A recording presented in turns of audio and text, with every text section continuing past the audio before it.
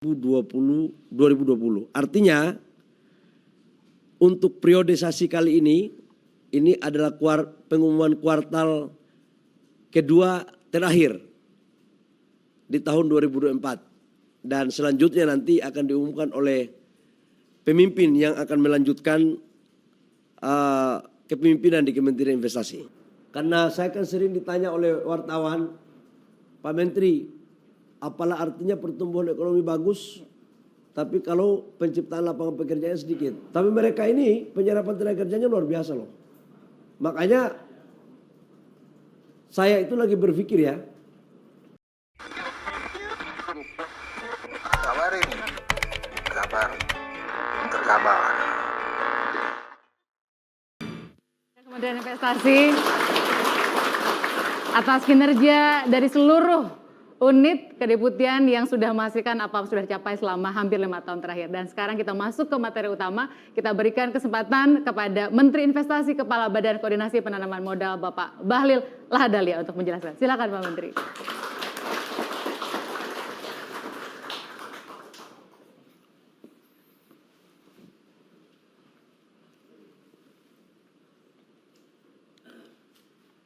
Bismillahirrahmanirrahim. Assalamualaikum warahmatullahi wabarakatuh. Shalom, Om Swastiastu, Namo Buddhaya, Salam Kebajikan. Yang saya hormati Pak Wamen, Pak Yuliot, Pak Sesmen dan seluruh pejabat di Kementerian Investasi. Teman-teman media yang saya hormati, saya cintai, baik yang ada di ruangan ini maupun di luar yang ikut lewat Zoom.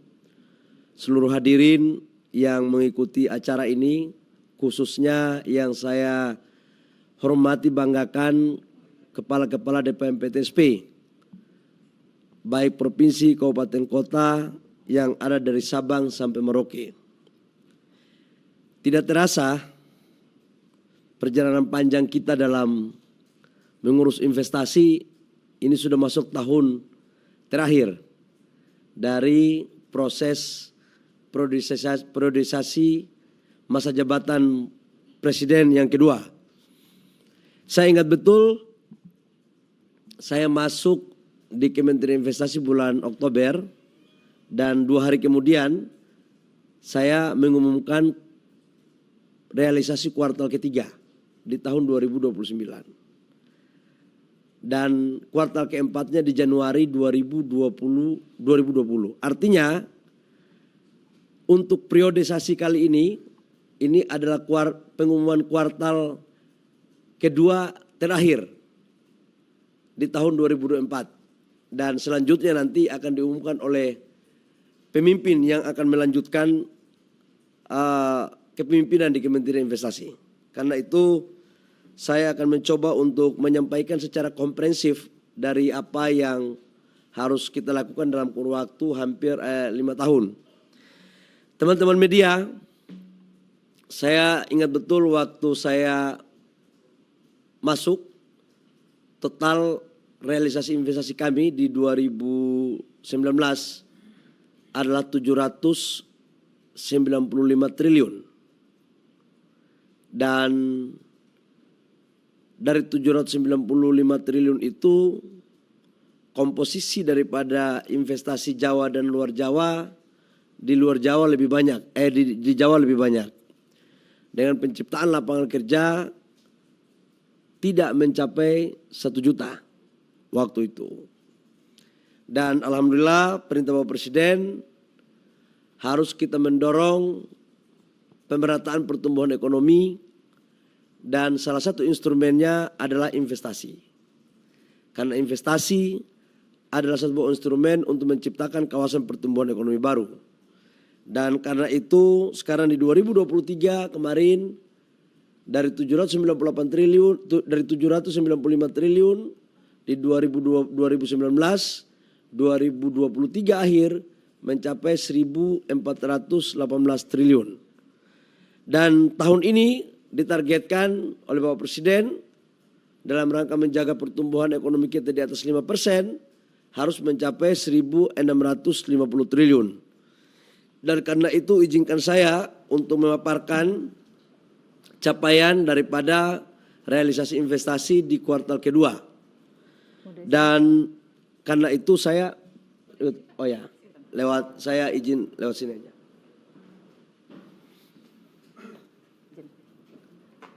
Nah, teman-teman, kalau kita lihat di kuartal kedua, total investasi yang masuk sebesar 428,4 triliun. Tumbuh secara Q&Q 6,7%, year on year-nya 22,5%. Artinya kalau dibandingkan dengan bulan kemarin, itu tumbuh sebesar dari kuartal pertama ke kuartal kedua, tumbuh sekitar 6,7%. Tapi kalau di kuartal kedua dibandingkan dengan kuartal kedua di tahun 2023 itu tumbuh 22,5%. Dengan penyerapan tenaga kerja sebesar 677.623 orang. Komposisi antara PMA dan PMDN, PMA-nya 50,7%. Alhamdulillah masih bagus dan PMDN-nya 49,3%. Teman-teman semua, kita kan tahu bahwa ekonomi global sekarang masih dalam kondisi yang memprihatinkan. Bahkan sudah ada 95 negara yang sekarang sudah menjadi pasien IMF.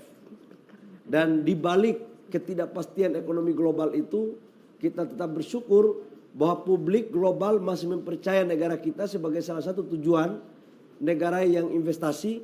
Karena kalau kita lihat di sini FDI kita PMA masih di angka 50,7, tumbuh 16,6%. Masih tumbuh 16,6%. Dan untuk PMDN ini yang luar biasa kita apresiasi teman-teman kita dalam negeri itu tumbuh sebesar 29,1% secara year on year. Ini luar biasa sekali. Kemudian untuk Jawa dan luar Jawa, di Jawa 49,8%, tumbuh 27,1%. Di luar Jawa itu 50,2%, tumbuh 18,3%. Teman-teman, ini bisa lihat teman-teman media untuk tumbuh ini jangan-jangan belum dibayar ini ya. Itu bisa, Pak. Jawa itu tumbuhnya tinggi sekali, kurang besar. Itu Jawa tumbuhnya besar sekali sebesar 27,1% dibandingkan dengan luar Jawa yang tumbuhnya 18,3%. Biasanya pada kuartal-kuartal sebelumnya itu di luar Jawa tumbuhnya lebih gede daripada di Jawa. Yang berikut yang berikut di komposisi mana aja? Di komposisi mana aja yang paling banyak masuk untuk di sektor? Sektor yang pertama teman-teman adalah di sektor industri logam dasar, barang logam bukan mesin peralatannya. Ini menunjukkan bahwa di sektor hilirisasi berjalan masif karena dia menempati nomor pertama dengan angka 17,3% atau 74 triliun. Kemudian sektor pertambangan 10,6% atau 45,6 triliun. Transportasi, gudang, telekomunikasi tumbuh sebesar 9,6%. Kemudian kawasan perumahan industri dan jasa lainnya. Kalau kita lihat ini terintegrasi betul. Mereka satu siklus ini. Jadi hilirisasi yang paling banyak ini masih di sektor pertambangan. Kemudian teman-teman media, saya mau laporkan di daerah mana saja sih mereka masuk. Yang pertama masih Jawa Barat. Ya, Jawa Barat 63,7 triliun. Kemudian DKI Jakarta itu kurang lebih sekitar 62 triliun, Jawa Timur 35, Banten 33, Sulawesi Tengah 32. Ini antara PMA dan PMDN. Artinya Sulawesi Tengah ini luar biasa sekali. Coba PMA-nya dong. PMA saja. Coba di PMA-nya mana? Iya, ini Pak. Kalau PMA-nya aja itu DKI Jakarta, Maluku Utara, Sulawesi Tengah, Banten dan Jawa Barat. Ya. Nah, negara mana saja masuk 5 besar? Ini adalah Singapura, Tiongkok, Hong Kong, Korea Selatan dan Amerika Serikat. Kalau kita lihat di Singapura 4,6 miliar, kemudian Tiongkok 2 miliar, Hong Kong 1,9, Korea Selatan masuk nomor 4 nih.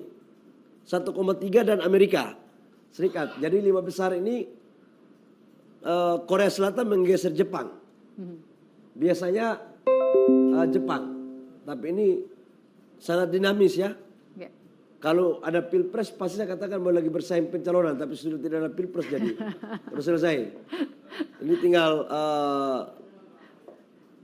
investasinya aja yang bersaing. Selanjutnya Januari sampai Juni, Pak. Coba Januari sampai Iya. Juni coba. Nah, teman-teman media, alhamdulillah satu semester sekarang Ya. kita sudah mencapai 829,9 triliun, tumbuh 22,3%. Kemudian penyerapan tenaga kerjanya itu 1.225.042 orang. Dengan target dari 1.650 triliun, kita sudah mencapai 50,3%. Alhamdulillah. Jadi kalau siapa yang menjadi penerus saya ke depan, dia tinggal mencari 49,7%. Ya. Jadi udah alhamdulillah.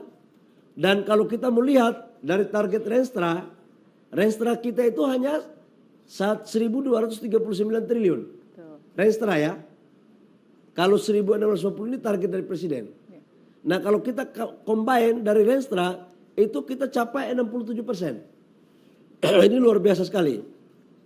Dan PMA PMDN, PMA-nya 50,8%, PMDN-nya 49,2%. Nah ini dong, baru ada nyawanya. Kemudian Ini Jawa luar Jawa 2023. Jawa luar Jawa 2023 di semester 1 2023 itu 52,3.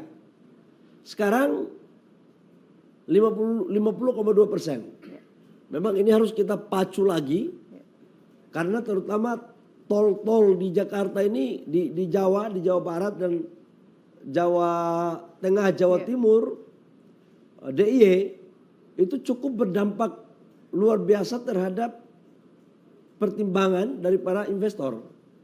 Karena masuk kos logistiknya jauh lebih murah. Kayak kemarin di Batang 18 perusahaan masuk karena di situ kawasan industrinya hanya 310 meter dari tol. Tapi ini year on year bagus tapi Pak ya.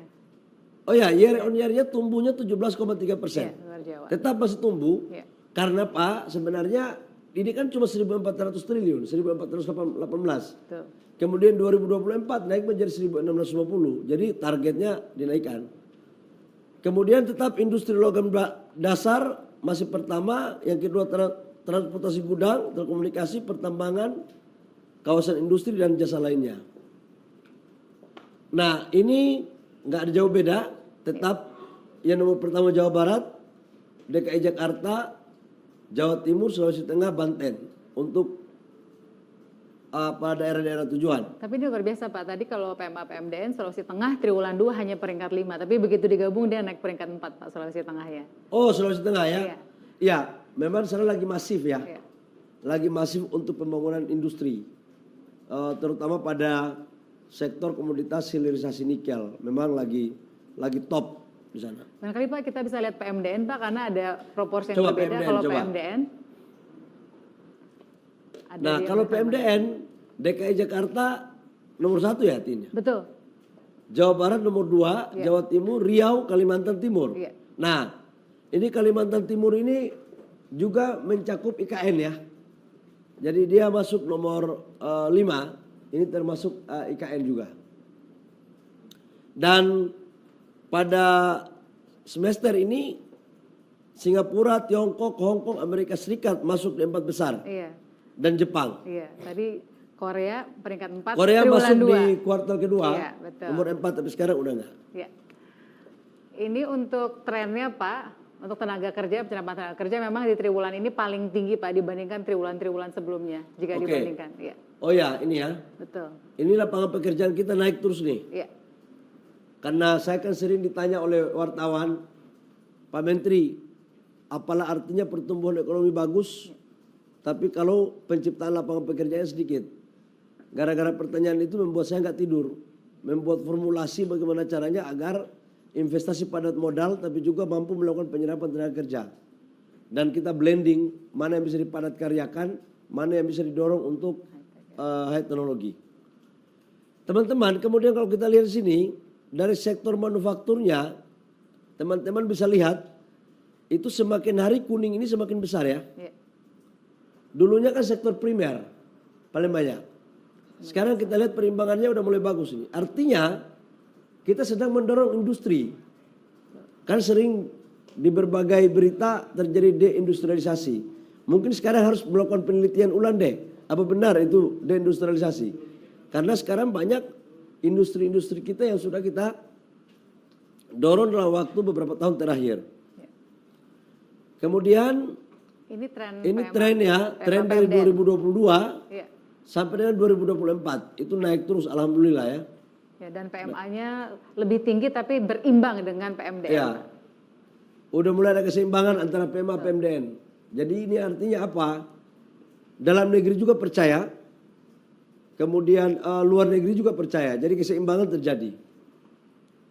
Kemudian tren Jawa luar Jawa. Oh, Jawa luar Jawa. Iya. Oke, Tin, apa lagi? Sudah konsisten Pak sejak triwulan 3 2020. Ini untuk triwulan kedua, negara ke-6 sampai ke-10 Pak, yang variasi. Triwulan kedua ini betul. kita lihat Singapura pertama nomor 1, Iya.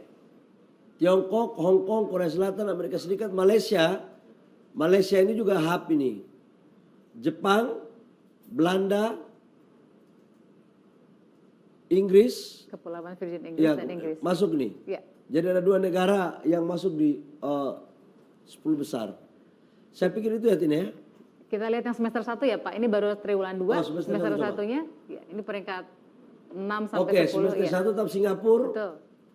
Tiongkok, Hong Kong, Amerika Serikat nomor 4, Jepang nomor 5, 6 Korea Selatan, Malaysia ini lote sebenarnya, ini masuk hub daripada Korea ini sebenarnya. Ya. Belanda, Inggris, masuk nih. Oke. Baik, ada juga data hilirisasi Pak yang Coba. perlu disampaikan kepada rekan-rekan jurnalis. Nah, Ini adalah teman-teman, triwulan 2 Pak. Ini data hilirisasi nih. Jadi total hilirisasi pada kuartal kedua itu sebesar 105,6 triliun rupiah atau 24,6% dari total realisasi investasi di kuartal kedua. Di mana dari mineral itu sebesar 70,9 triliun, kehutanan 11,2 triliun, pertanian 12,5 triliun, minyak dan gas 5,8 triliun, kemudian baterai listrik itu 5,2 triliun. Totalnya 105. Coba minta satu semester. Satu semester, kita lihat datanya seperti ini. Nah, ini satu semester. Dari Januari sampai Juni. Itu untuk smelter mineral 114,1 triliun, terlalu banyak soalnya. Kita tiap hari sebut angka uang orang aja. 114,1 triliun, dari nikel 80, tembaga 28, boksit 5,1, timah yang masih kecil. Tapi memang timah ini industrinya beda dengan nikel atau boksit. Karena memang nilai investasinya juga nggak banyak. Pulp and paper 24, pertanian 23, petrochemical 13,2, kemudian 6 ini termasuk baterai listrik. Petrochemical ini termasuk yang punya lote ya, yang di Cilegon. Cilegon. Ya. Lote itu kemungkinan besar tahun depan bulan Februari Maret itu sudah berproduksi. Itu salah satu investasi yang mangkrak itu. Oke? Totalnya 181,4 triliun atau setara dengan hampir 22%. ada juga dilaporkan setiap 6 bulan Pak, yaitu laporan usaha mikro kecil Pak. Oke. Kan banyak orang tanya, Kementerian Investasi ini kok urusnya gede-gede aja, kecil-kecil enggak? Ya. Nah, ini kita mau lapor nih. Untuk UMKM dari Januari sampai bulan Juni, Ya. itu total yang masuk 2,4 juta proyek Pak. 2,4 juta proyek, Iya. mana total 127 7. triliun. Ya. 127 triliun, lapangan pekerjaannya 4.696 orang. 4.696.618 orang. Iya.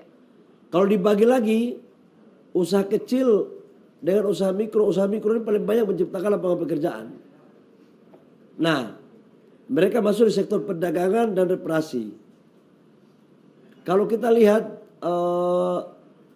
konstruksi 11, hotel dan restoran 13, tanaman pangan Perkebunan 7, jasa lainnya 24,8 T.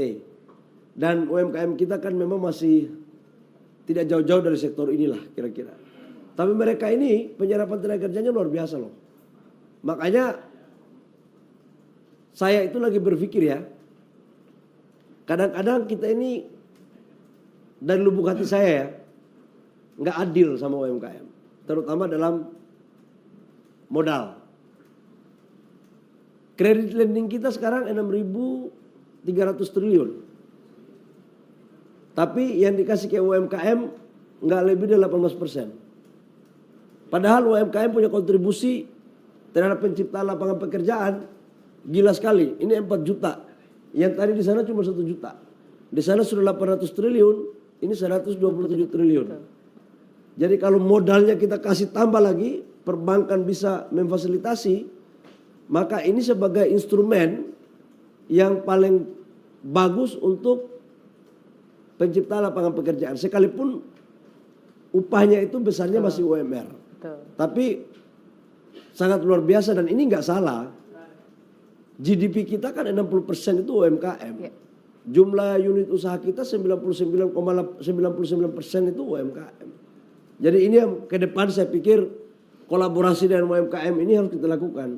Makanya di Kementerian Investasi punya peraturan menteri untuk setiap pengusaha atau investor yang masuk wajib berkolaborasi dengan pengusaha daerah atau UMKM.